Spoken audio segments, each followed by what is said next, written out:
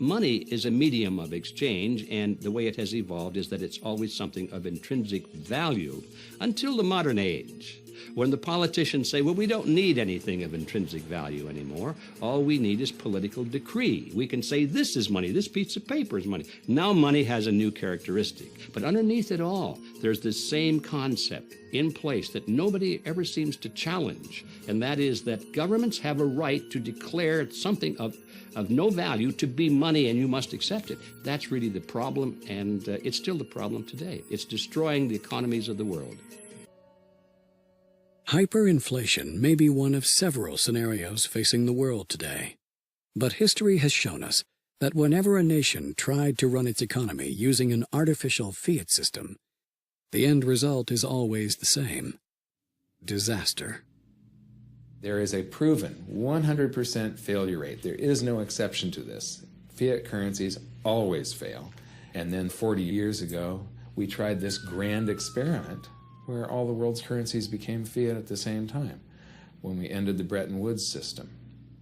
The world is going to have to extricate itself from this monetary system based on the dollar, because if you want to back your currency, you have to back it with something. You can't back it with nothing. I always think of that old Superman movie where the first one where Lois Lane, she falls off the top of the building and Superman catches her. And he says, I got you. Don't worry, I got you. And she says, well, you got me. Who's got you? Well, that's the dollar. Who's got the dollar? It's not Superman. The dollar can't fly on its own. The dollar used to be backed by gold. It was gold that had the dollar.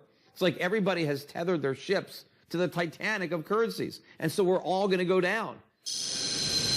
The government wants to sell you paper, so I would say it's the government and Wall Street. Gold in the hands of people is the way you control government. Governments cannot create money out of thin air. If it's gold, they can only create paper out of thin air. And if they can create paper out of thin air, they can use that paper to wage wars, or they can use that paper as a political contrivance to enrich their friends. And as a consequence, governments have been fighting gold all century long.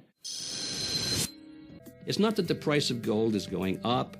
It's that the value of the dollar is going down. The price remains constant in terms of human effort and purchasing power. An ounce of gold today will buy the same thing it bought 2,000 years ago. An ounce of gold today takes so much human effort to get out and refine the same human effort that it took to do certain things 2,000 years ago. It's the human effort equation that maintains stability. How much effort does it take? Gold is financial insurance. And the thing about it is you own it because you want to be protected. And, you just have to have it if you want to have or sleep at night, because there's nothing else. If some catastrophic event happens, and we've seen them, how are you going to be protected?